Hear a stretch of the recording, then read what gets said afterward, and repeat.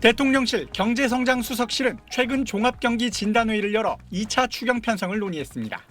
SBS 취재 결과 경제성장수석실은 20조 원 추경 편성 시 GDP, 즉 국내 총생산 재고 효과는 0.1%포인트 수준으로 크지 않다면서 대신 추경에 대한 정부 메시지가 매우 중요하다고 강조한 것으로 파악됐습니다. 이에 따라 취약계층과 지역을 우선 지원하고 대내외 경제 여건이 좋지 않은 만큼 재정의 적극적 역할이 중요하다는 메시지가 필요하다는 방안이 논의된 것으로 전해졌습니다. 국가 재정을 마중물로 삼아 경제 선순환을 되살리겠습니다. 여당에서 25만 원 민생지원금의 전국민 지급 같은 보편 지원이 필요하다는 주장이 제기되는 가운데 대통령실은 사실상 선별 지원을 유력하게 검토하는 셈입니다. 20조 원 추경 편성에 따른 재원 조달 방식으론 국채 발행이 불가피하다는 분석이 나왔습니다. 대통령실은 현재 시장에선 20조 원 규모의 국채 발행을 예상하고 있다며 이미 시장에 선반영됐다고 판단하는 것으로 확인됐습니다. 다만 최근 미국과 일본의 국채 시장 폭락 등을 감안해 해외 투자자를 대상으로 한 메시지 관리가 중요하다는 의견도 나눈 걸로 전해졌습니다. 앞서 민주당은 야당 시절인 지난 2월 35조 원대 추경을 제안했습니다. 국회는 대선 전인 지난달 1일 13조 8천억 원 규모의 1차 추경 편성을 확정했는데 20조 원 규모의 2차 추경안이 확정될 경우 모두 33조 8천억 원 규모의 추경이 편성될 전망입니다. SBS 강청원입니다. 민주당이 지난 2월 제안한 35조 원 규모의 자체 추경안은 전 국민에게 1인당 25만 원씩 주는 걸 전제로 마련됐습니다. 해당 예산은 12조 8천억 원. 여기에 기초수급 대상자 등에 10만 원씩 추가 지급할 경우 총 13조 1천억 원이 들 걸로 추산됐습니다. 12.3 계엄 이후 가라앉은 경기를 부양하기 위해선 선별 지급보단 소비 진작 효과가 큰 보편 지급이 적절하다는 이유에서였습니다. 그런데 이재명 대통령은 지난 9일 비상경제 점검 TF 2차 회의를 주재하며 이렇게 밝혔습니다. 첫째, 경기 회복과 소비 진작 차원에서 속도감 있게 추경을 편성하라고 지시했습니다. 둘째, 취약계층, 소상공인 등의 지원을 우선하라고 당부했습니다.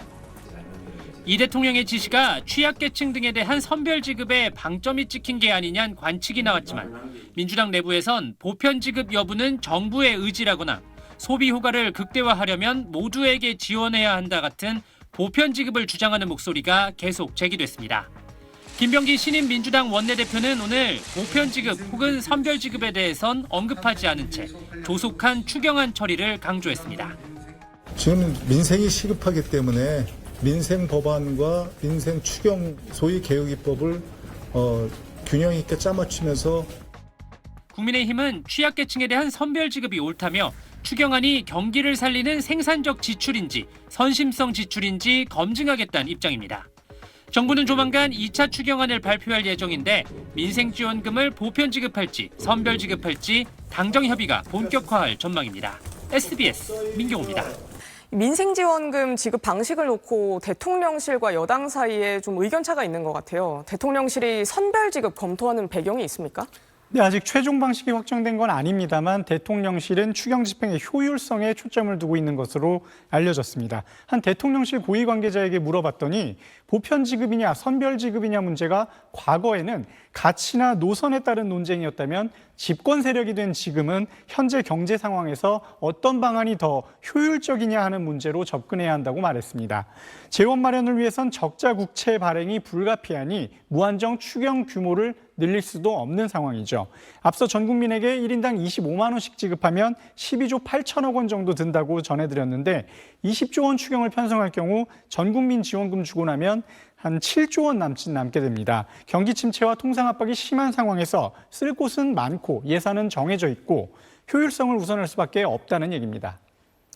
네, G7 정상회의 얘기도 좀 해보죠. 이재명 대통령 인수위도 없이 취임해서 숨 돌릴 틈 없는 일정 하루하루 소화를 하고 있는데 외교 데뷔전도 거의 초고속으로 치르게 되네요. 그렇습니다. 이재명 대통령의 G7 정상회의 참석 취임한 지 불과 12일 만이죠. 역대 사례를 살펴봐도 가장 빠른 셈입니다. 윤석열 전 대통령은 취임 후 49일 만에, 문재인 전 대통령은 51일 만에, 박근혜 전 대통령은 70일 만에 첫 해외 방문길에 올랐습니다.